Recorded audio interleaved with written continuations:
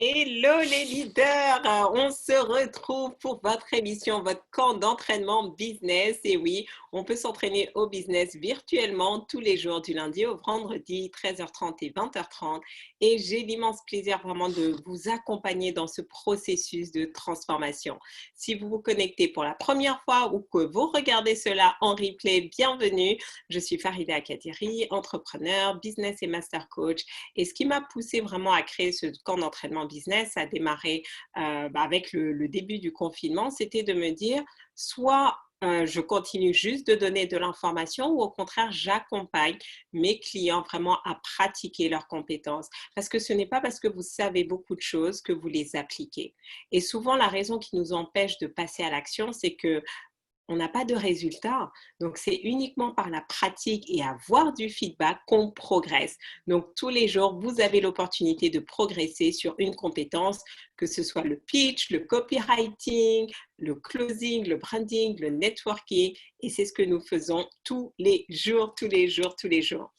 Alors, donc, aujourd'hui, nous allons avoir le closing, mais juste avant, j'aimerais juste vous parler, on va continuer. Vendredi, on a le networking, mais ce qui s'est passé, c'est que il y a eu tellement de succès ces dernières semaines, de partenariats, des synergies, que j'ai décidé de mettre en place, de lancer mon réseau d'affaires pour permettre justement aux personnes d'accélérer le processus et vraiment de se connecter aux bonnes personnes.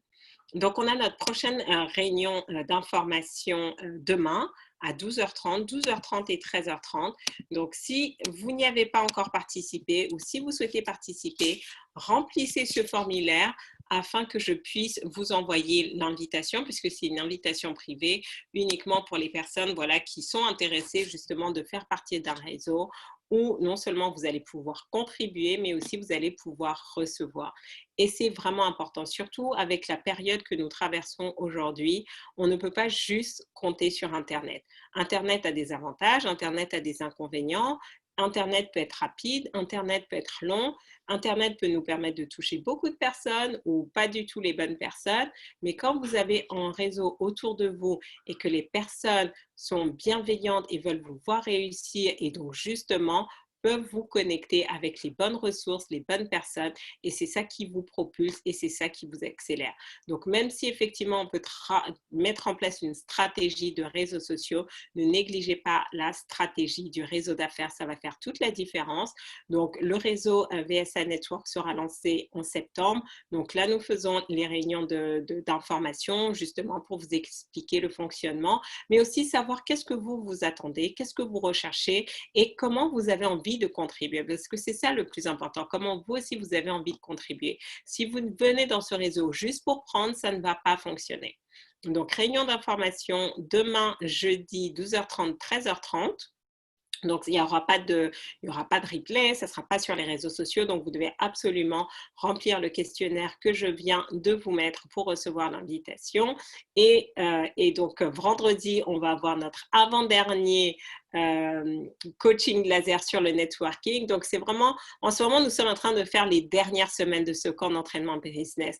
Donc, vous voulez encore en profiter parce qu'après, ça sera fini et vous serez tout seul avec vous-même pour pouvoir avancer.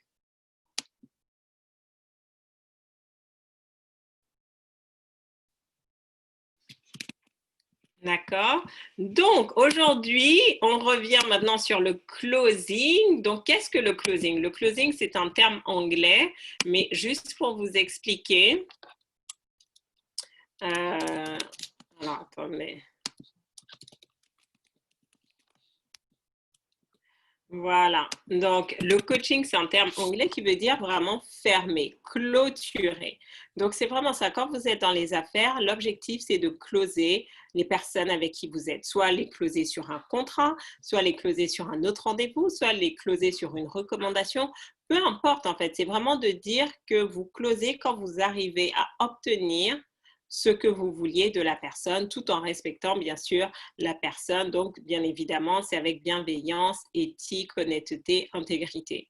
Et donc, dans le processus, souvent, on se retrouve à devoir négocier. Et c'est ce que nous allons pratiquer parce que je pense que c'est une des compétences qui est la moins bien maîtrisée parce qu'on parle de quoi? On parle d'argent, on parle de cash. Et donc, ça, généralement, les personnes ne sont pas toujours à l'aise pour pouvoir rebondir. Donc, nous avons expérimenté les fois précédentes le fait d'avoir justement 2 personnes et moi, je suis là plus en jury, comme ça, je peux observer. Donc, j'appelle 2 volontaires. Donc, un volontaire qui va jouer le rôle de closer. Donc, justement, vous avez un produit, une offre et vous essayez de closer. Ça peut être sur un appel à action, sur peu importe le type d'appel à action que vous souhaitez faire, mais vous venez avec ça. Et de l'autre côté, quelqu'un qui va jouer le rôle du prospect. Et donc, même ça aussi, c'est important de jouer pour que vous vous mettiez à la place du prospect et que vous preniez conscience de tout cela. Donc, alors, quels sont nos 2 volontaires? Donnez-moi un instant, je vous laisse décider.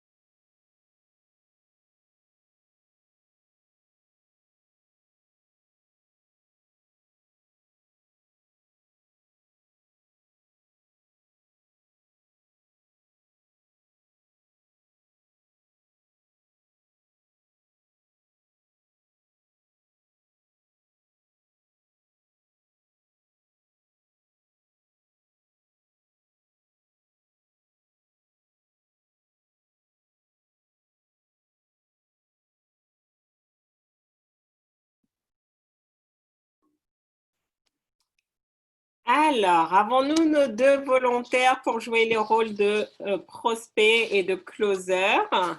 Moi, j'ai pris ma petite feuille.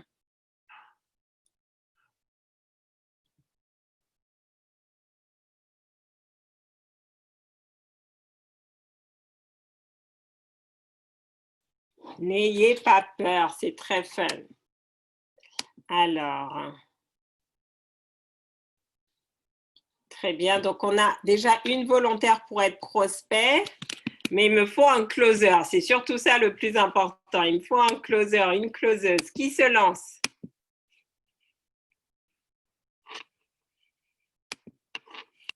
Alors, on a... hop.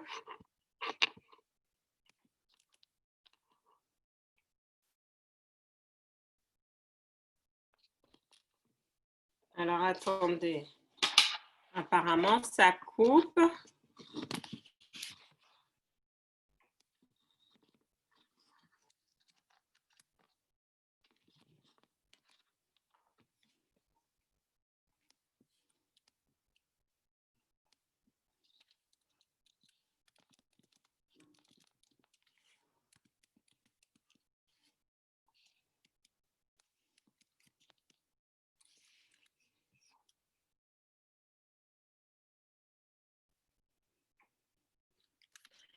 Alors, une personne pour closer. Qui se lance? Bon, sinon, très bien. OK, donc on a nos 2 volontaires. Je vous passe la main. Alors, un instant.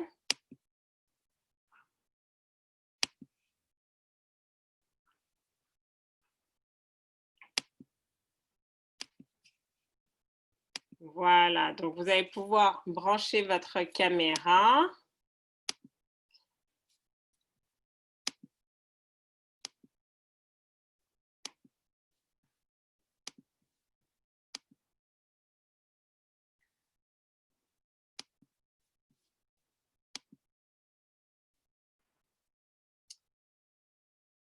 Donc,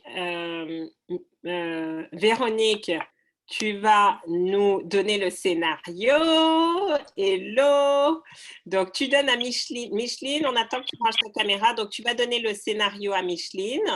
Donc, voilà, sur quoi tu veux la closer, quel type de prospect tu souhaites qu'elle joue, avec quelle objection. Et ensuite, tu démarres. Alors, peut-être juste pitch. Oui, et tu démarres directement. Est-ce que vous m'entendez? Oui, on t'entend. Super. Vous m'entendez aussi? Oui. D'accord. Bonjour Micheline. Je n'ai pas entendu ce que tu as dit par contre, Farida, donc je ne sais pas s'il faut que je me présente ou quoi. Alors, donne à Micheline le scénario, c'est-à-dire qu'est-ce que tu proposes comme prestation, qu'est-ce que tu veux lui vendre et quel type de prospect elle est.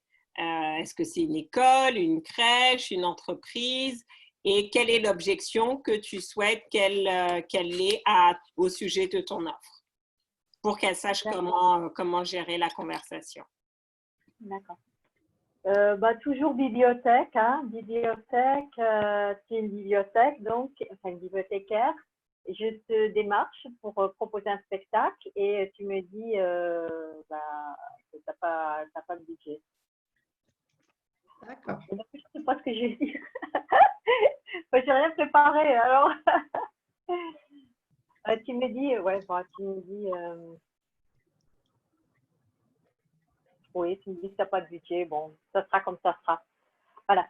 Alors, bonjour. Voilà, je vous appelle pour vous parler un petit peu de qui je suis, ce que je propose. Je m'appelle Véronique Girard, je suis conteuse et je raconte pour tous les publics, les petits bébés, les enfants, les adultes aussi.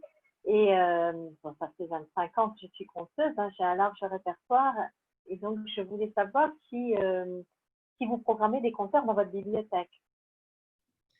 Alors, ça nous est arrivé un petit peu dans le passé, mais c'est très, très rare maintenant, surtout qu'avec tous les événements et ce qui se passe, nos budgets sont fermés.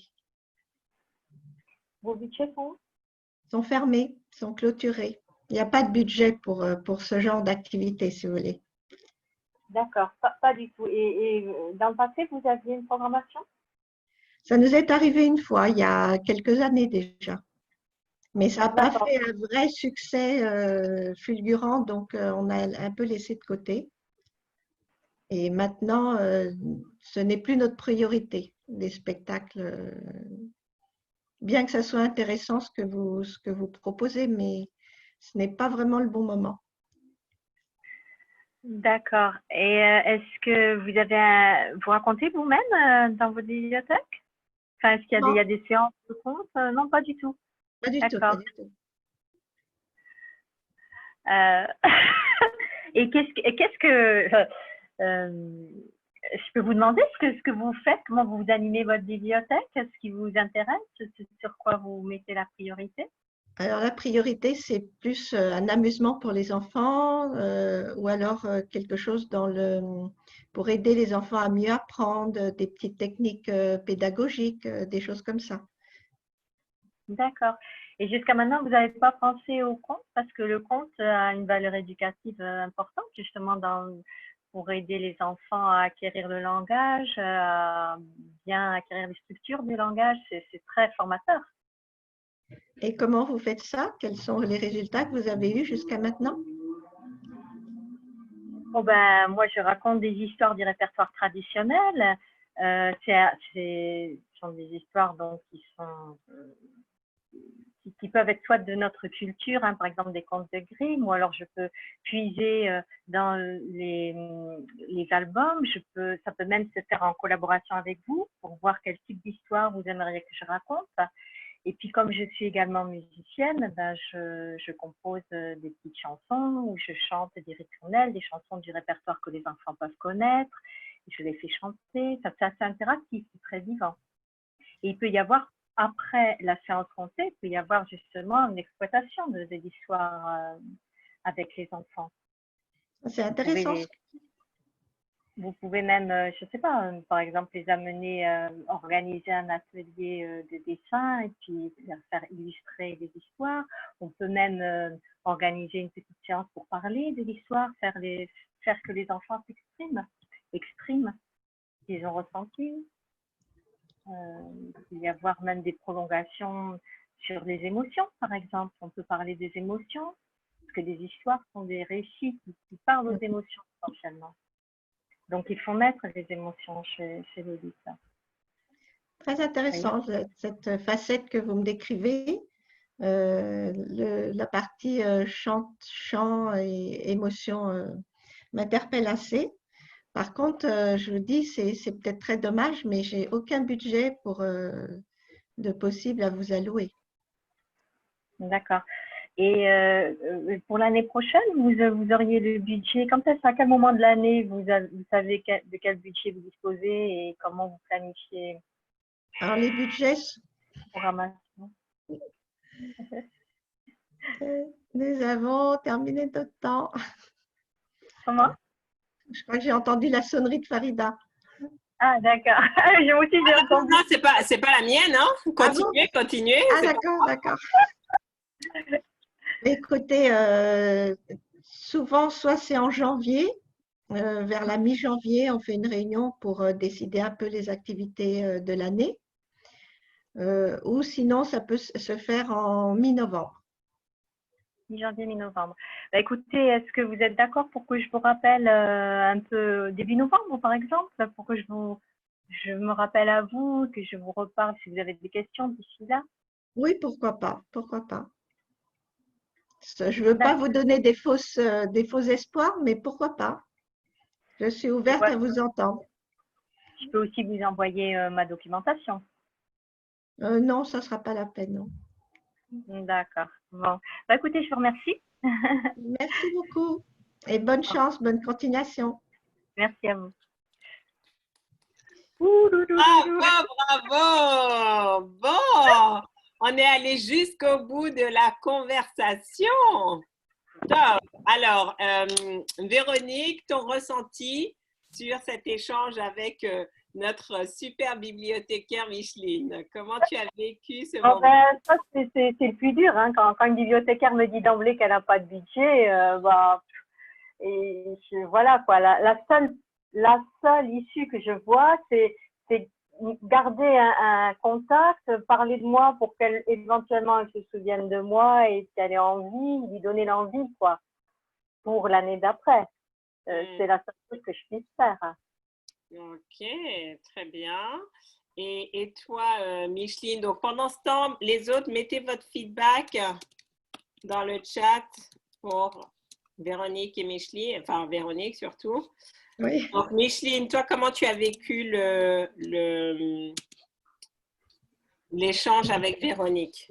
Mais il était déjà agréable parce qu'elle ne cherchait pas à convaincre à tout prix, mais elle cherchait plutôt à donner d'autres facettes de son métier, d'autres. Donc, elle ouvrait le débat. Et puis, j'étais sensible à sa voix, à son approche, à son énergie. Ouais. Donc, moi, ce que j'ai bien aimé dans cette session, c'est vraiment que tu l'as pas juste laissé te dire j'ai pas de budget et partir. Tu vois, donc tu as essayé de comprendre ce qu'elle proposait et montrer en quoi tu pouvais être une valeur ajoutée. Et ensuite, après, voir comment tu pouvais garder en contact. Donc ça, c'est vraiment bien. C'est de se dire que pas le plus important, le numéro 1, on veut closer. Numéro 2, on veut closer sur un autre rendez-vous, c'est-à-dire qu'on veut rester vraiment en contact avec le prospect. Il y a des prospects qui vont vous dire oui tout de suite, il y en a qui vont vous dire non, qui vont vous dire oui plus tard. Comme je vous disais, il faut en moyenne, les experts dans la vente disent qu'il faut en moyenne 7 à 15 points de contact avant de closer un prospect. Donc, tant que tu cultives ça, qu'elle sait qui tu es, ce que tu fais, Et peut-être que le jour où soit elle va avoir une idée, soit une opportunité, ou même pour te recommander, elle va pouvoir t'appeler si elle sait comment te contacter et tout. Donc ça, c'était vraiment positif. Alors après, ça tombe bien puisque on parlait tout à l'heure lors du SLM de communication. C'est maintenant plus pour toi d'avoir plus d'assurance quand tu parles. Je trouve que tu vois, tu hésites un peu, tu as peur de déranger.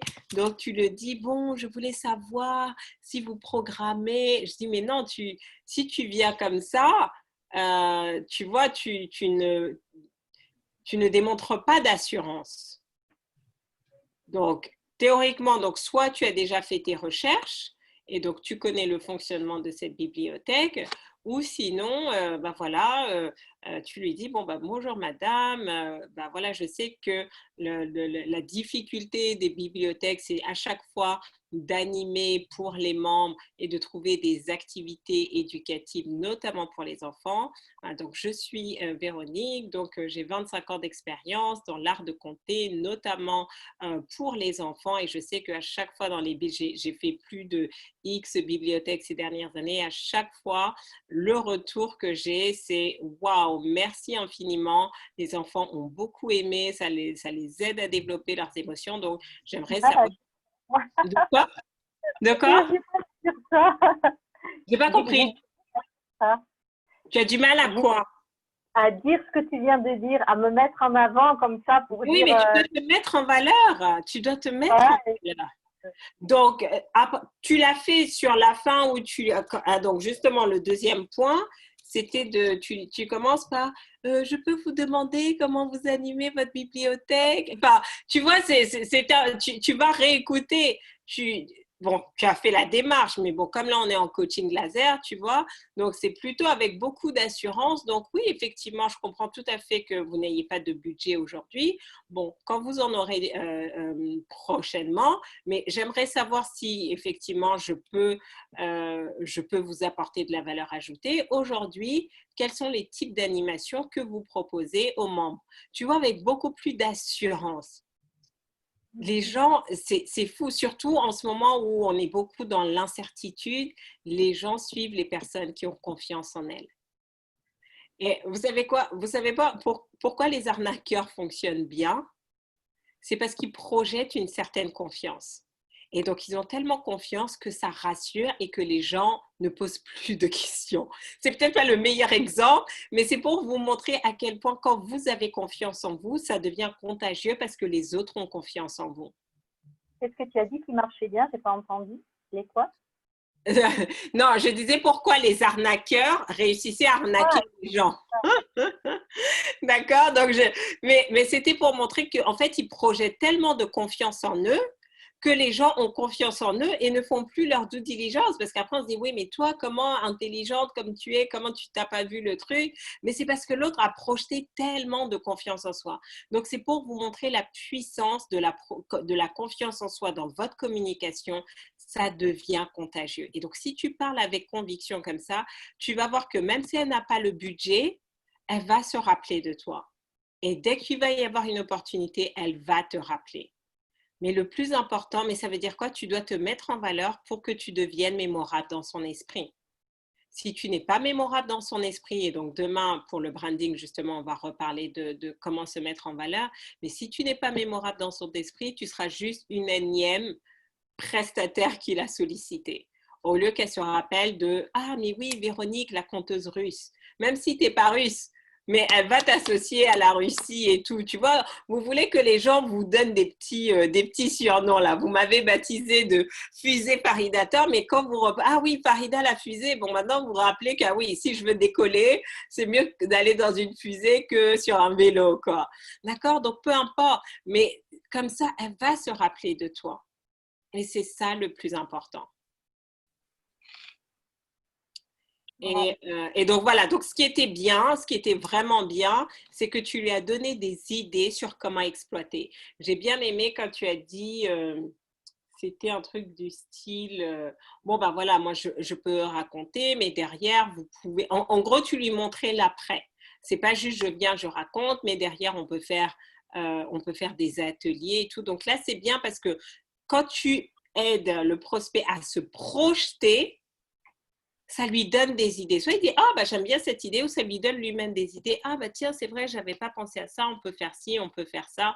Et donc, du coup, il y a vraiment un échange, une communication, et c'est beaucoup plus facile pour elle aussi de se rappeler de toi.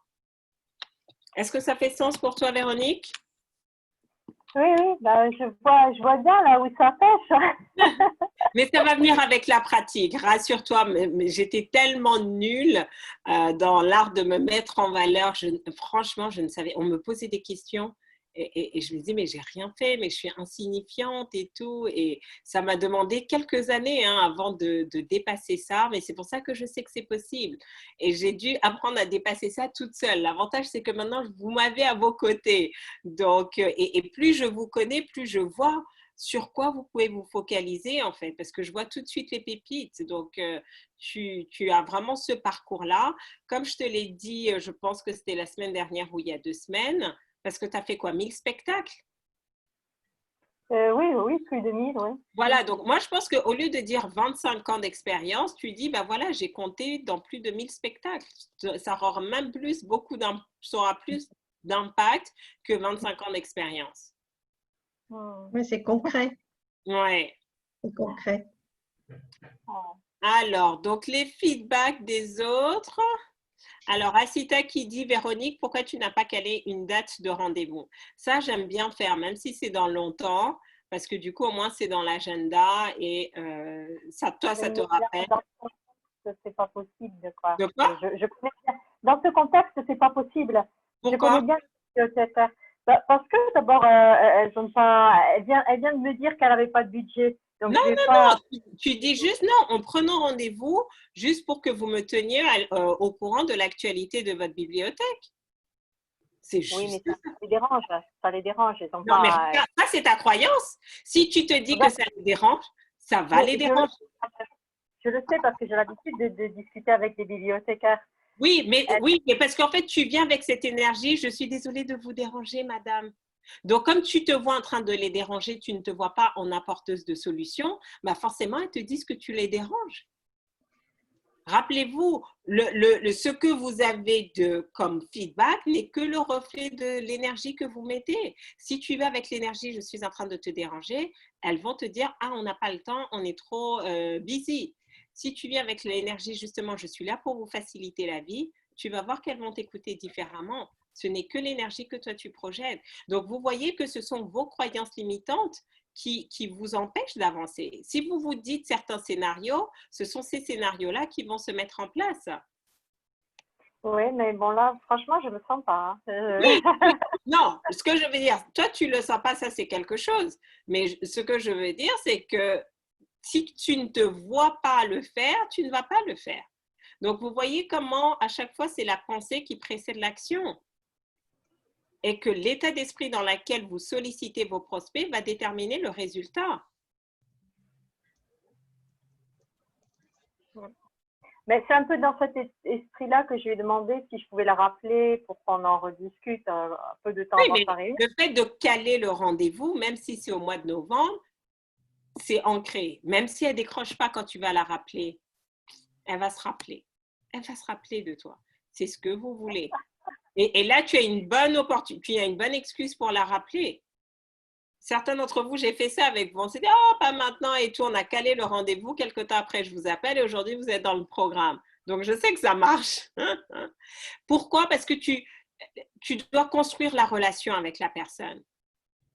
Mais si tu n'as pas de relation avec elles, elles ne vont pas te donner le business. Parce qu'il y en a, elles te disent non, on n'a pas de budget, mais parce qu'elles gardent ça pour leur ami. Et leur ami ne les a pas encore appelés, n'a pas envoyé la proposition. Tu n'en sais rien. J'exagère, mais ce que je veux dire, c'est ça. Donc, tu dois construire la relation. Donc, juste lui dire, qu'est-ce que je vous propose? Quand est-ce que je peux vous appeler? Fixons une date dans l'agenda, même si on doit la modifier plus tard, comme ça, c'est posé. Mais juste qu'on se rappelle pour une conversation de 10 minutes, que vous me teniez à jour de l'actualité de vos activités. ça n'engage que rien. Et après, tu peux même faire une phrase en disant ça ne vous engage à rien. Si vous ne voulez pas décrocher quand je vais appeler, ne décrochez pas. Mais comme ça, au moins, vous l'avez dans votre agenda. Tu vois? Et comme ça, la personne se sent, elle a aucun engagement. Mais c'était bien. Vraiment, il y a quand même eu un échange, tu vois, au lieu de juste, bon, j'ai pas le budget, on raccroche. Donc, ça, c'est top. Ça, c'est top. Donc, ce soir, on continue. Donc, pour ce soir, 2 volontaires encore. Une qui joue le rôle de closeuse, une qui joue le rôle de prospect à 20h30. Merci et bravo à nos 2 participantes, Véronique et Micheline. C'était vraiment, on sent que là, on monte en compétence là. Bravo, bravo. Allez, ciao, ciao. À ce soir, on continue. Au revoir.